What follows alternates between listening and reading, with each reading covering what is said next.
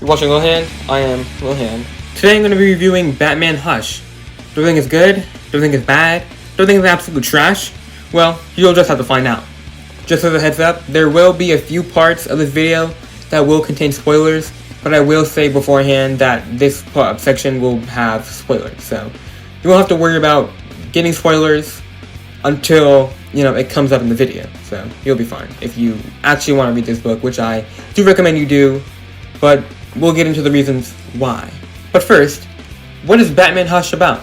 Batman Hush is really about the relationships of Bruce Wayne and how they can kind of seep into his life as Batman. The story sees Batman facing against a new villain that is tied to his past as Bruce Wayne. And the book really, it uses the themes of Bruce's lives as Batman and Bruce mixing together can lead to bad outcomes and good outcomes. And these two ideas are portrayed in two different characters. I'm not gonna really go into detail, but if you read the book, you'll understand. So yeah, it's basically a kind of summary of Batman Hush.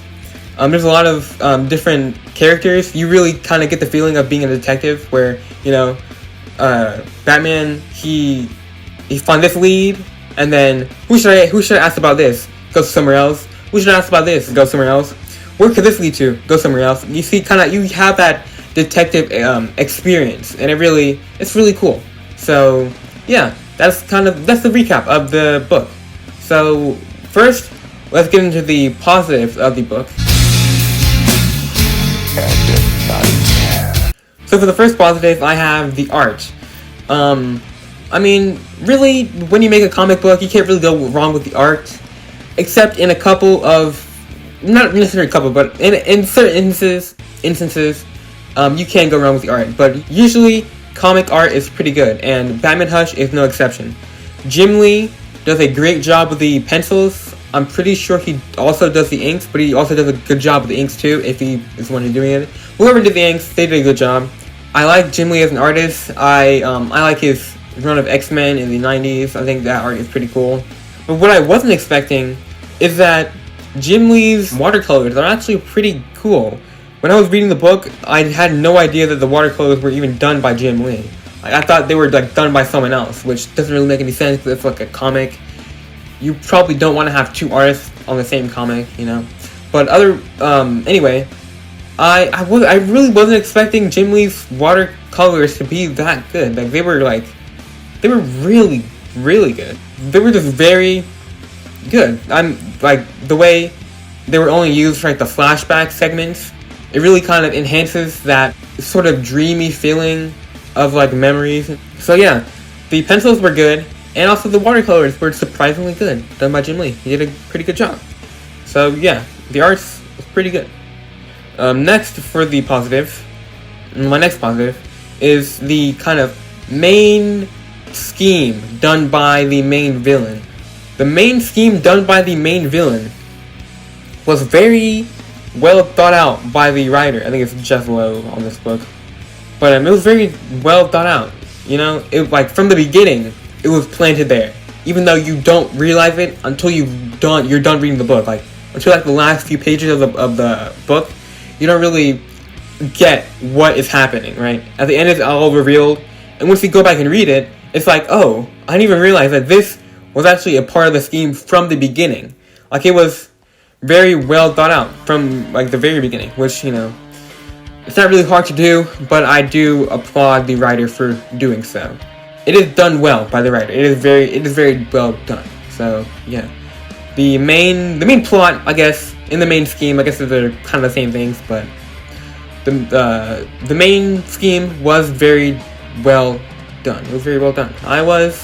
I really did enjoy it. Next, we have the character of Catwoman, right? Catwoman does play a part in this book.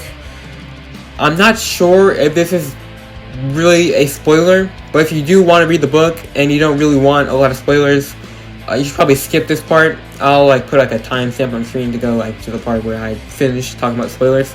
But Catwoman played kind of I think it's up to interpretation, but I do believe that Catwoman was a part of the main villain's scheme, right? even though that she didn't know it, she was actually a part of the scheme. Because, like, she was brought there to distract Batman from, like, the ongoing, like, like, the plot, ongoing plot, right? From the beginning, once she was introduced, she was, like, the main reason why all these events transpired in the book. Like, she's the reason why. Because Batman was chasing after her, and then something happens, which leads to something else, which leads to something else, which leads to something else, which then leads to, the main scheme, kind of, taking place, really. So, Catwoman being the distraction for Batman, not just in a plot sense, but in, like, the kind of, going off the main themes of the book with, Batman's personal life. I mean, yeah, Bruce Wayne's life and Batman's life kind of mixing together. Having Catwoman be, one of those sides of how the life of Bruce Wayne and the life of Batman mixing can be bad, but it can also be good. It was very good. I really liked, how Catwoman was used to portray that idea, really. It was very, very enjoyable. For right now, Catwoman being a distraction for Batman, throughout the story, whether it was intentional or unintentional on Catwoman's part, what kind of enhances the well thought out scheme, really. It was really good. So that kind of ties into the last positive, but it just elevates it to a point where it's good. I don't really have anything else to say. It's just good. Catwoman's part in the story, very good. So yeah. And for my last positive, this is not really a positive, it's just something I liked. And one of this might be a spoiler, but it's not really a spoiler. But in one of the like flashback watercolor segments of the book, you see Bruce Wayne in Metropolis, and you see Green Lantern come in for a little bit, and he's fighting a villain. I was like, when I was reading, I was like, Alan Scott Green Lantern? That's pretty cool. It was a pretty cool cameo. I was definitely, out of Batman Hush, I was not expecting Green Lantern to show up, It was very cool to have him show up. And especially the colors during that segment, they were very... It kind of ties into the watercolors too. But I really liked that whole scene. It looked good. And it was a surprise, pleasant surprise to see Alan Scott pop in there for a little bit. But yeah, watercolors in that segment were good. The watercolors in general are good, but in that particular part, it was really good. Just by the way, I don't really know if this is like true, not true, but like I don't know what it is about the color, like the watercolor segments, but there's a lot of the greens in the watercolor segments are very like distinctly trying to portray an idea. I don't really know if there's any validity to that claim, but that is something that I'm not noticed, but that's something I have in the back of my head. Because an object from like one of the later issues is also green. It has an importance. And Alan Scott is green, which is also kind of tied into that like kind of main plot with the flashbacks.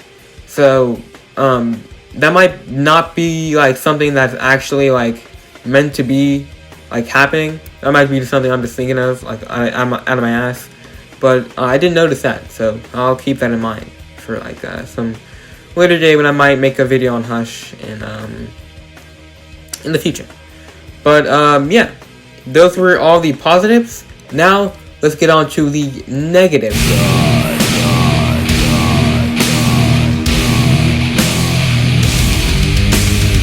Which there's not a lot of. There's only 2 negatives. But they are pretty significant. At least the first one is. So for my first negative, we have the return to status quo at the end of the story. Now, I'm just going to warn you that there will be spoilers, so just, skip the timestamp on screen if you even fucking bother to put one there. But the return to status quo, it felt like a cop-out, really. Like, the story felt like it was going in one direction, and then right at the end, it kind of just went in a totally different direction, I feel like. Because, like, okay, this is a spoiler. Batman, he's talking with Catwoman. He's like, at the end, he's like, I don't think this is gonna work out. We should Try this again some other time. Don't really think he said that, but it is kind of implied. And I'm wondering, like, why are you noticing the problems with this relationship at this point, at the end of the story, once everything is done? When the signs were from the beginning, there were signs. Like, I just don't get it. Like, you're supposed to be the world's greatest detective, and you couldn't figure that out. Like, she was not necessarily put there, but she was a distraction for Batman, which led to a lot of the unfortunate happenings in the book. Catwoman was like kind of like the perpetrator of a lot of these events in the book, and for Batman not to notice that's kind of just like, what? Like, maybe that kind of ties into like the Catwoman being a distraction. But I mean, if she's the distraction, how do you not notice what's going on with the distraction? You know, it's kind of, I feel like I'm not getting something, right? Maybe it makes sense. Maybe it's just me, but I feel like Batman, not really picking up on all the kind of signs that Catwoman being with Catwoman is probably not the best idea. And for him to like notice that at the end, after everything is done, like, it's just like, it feels like it was just a cop out to return to the status quo, you know. But it just felt very weird. Like, it just kind, like, the plot, it was going like a linearly up, then it just like goes down, like this completely different direction. It was not even like leading. Nothing really led up to that, really. I don't think, anyway.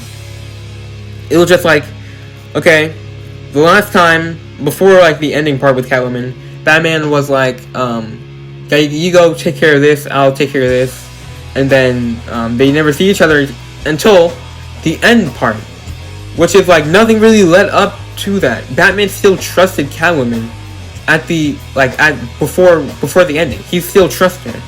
The only part where he started to distrust her was at the end, and a few parts like sprinkled out throughout the arc, but it never really became like a central focus where Batman started to kind of lose his trust in Catwoman after, you know, these events keep happening where she's like the main perpetrator of these events. Not necessarily perpetrator, but she's one of the main reasons why these events kind of happen.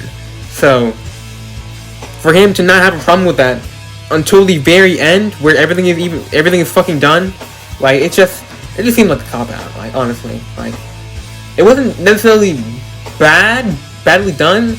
It's just the fact that it is a cop out. It just pissed me off, kind of, yeah. But I just did not like the Return to Status Quo. They could have done a Return to Status Quo and it not be like as poorly done as it was. I mean, it wasn't necessarily poorly done.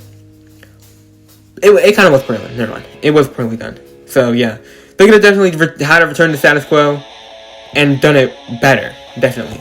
But yeah. For my next negative, this is my last negative. We have the Huntress kind of side plot. I don't really know what you call it. So this is also a spoiler. So this is all the negatives are spoilers. Just go read the book. So towards the kind of middle part where Batman confronts Clayface disguised as Jason. Jason. Clayface disguised as Jason. We also have this plot where Huntress is fear gassed, and she's seeing herself in Catwoman, and she fights herself, and she starts like talking about how her being at the crime alley in the beginning to save Batman was kind of too convenient, which, I mean, it feels like there's something missing, right? I feel like this was like talked about in like a previous arc, or like it feels like it was kind of this idea of Huntress, you know, some idea of Huntress was explored in like a previous arc, or was expanded on in one of the like next arcs after Batman Hush. So it's like, I don't know what they're referring to. I feel like the writers could have like the writer, maybe writers, I don't know. It's probably writer, whatever. But I feel like the writer could have made it so that you didn't have to necessarily read that arc to know what's going on, but at the same time, not like just tell it to you outright. I feel like they kind of implied what's going on with Huntress a little better. But I feel like it is implied, but I just can't pick up on it. You know, I'm just like lost. Like I have no idea. There also was this part towards the end, like it was like after like the whole thing is over, right? Towards the end, you know, we see Huntress and Callum talking, and because you know Huntress was the one who's fighting Callum, so they talk, and it's just like this feels too specific. Like it feels like this was an idea that was talked about some other time. But I also like I don't know what that idea is. Like they definitely should have at least hinted at the idea, you know, instead of just like, okay, they're just saying something happened. Like what happened? Like it just left in the dark, you know. I feel like the writer could have just implemented that kind of thing. I mean, they could have like explained like what's going on with her, like very like way better. I'm just like, I have no fucking idea what happened. Like, right? But yeah, that's pretty much it for the negatives. So yeah, that's about all I have to say about this book, really. Not as bad as some people say it is. I'm pretty sure there's like a negative kind of stigma around Batman Hush. I don't really know why. It's not that bad, but the negatives do kind of not necessarily outweigh the positives, but they definitely weigh the positives down. So yeah, it's not as bad as people say. Although it is, there are a few parts to the story that are just like not very good, right? They're not good. So, personally, I like this book, honestly. I really did. This was not my first exposure to the character of Hush. Arkham City, you know? Arkham City, Arkham Knight. So I knew about Hush. So I was thinking that his backstory in Arkham City was taken from the Hush arc. That's why I read the Hush book. Because I thought it was like related to the Hush in Arkham City, which I thought was really interesting. The way he cut off his face and wrapped himself up to kind of reconstructed his face to be in the mirror of Bruce Wayne. By the way, is it really known why Arkham City Hush, Arkham Hush goes after Batman? I don't know. But yeah, I will say that Batman Hush gave me a new appreciation for the character. Not just the concept being good, but for how he is written in the book. I thought he was pretty cool. But yeah, enough of me rambling on. You know, I'm just talking at this point. What would I rate Batman Hush out of 10? Really? I will rate Batman Hush a 6.6 out of 10. That's probably not my final rating, but for the time being, Batman Hush sits at a 6.6 out of 10 for me at this moment, at this current time, at this second. So yeah, my opinion is subject to change, but don't really think it would change that much unless I read it like 10 times. Like, oh no, this is why Huntress was talking to herself as she was like an imposter, right? I don't know, but yeah. If you enjoyed this review, check out my other reviews. I've done a review for Batman: The Dark Knight Rises. That's not what the book is called. It's called The Dark Knight Returns. That's what the book is called. I've done a review for The Dark Knight Returns. I've done a review for Spider-Man Lotus, and I'm pretty sure that's it. I do plan to do more reviews, but for the time being, there's only 3 reviews on this channel, which you should go check out the other 2. And along with the other 2, you should check out all my other videos. My Spider-Man Lotus video, which is age restricted, but whatever. My Spider-Verse video, which is pretty cool. I think that's my best video. But yeah, if you enjoyed this video, check out my other videos. They are pretty good, honestly. I do, if I do say so myself, they are pretty good. But, yeah, you've been watching Lohan. I've been your host, Lohan, and I could float here forever.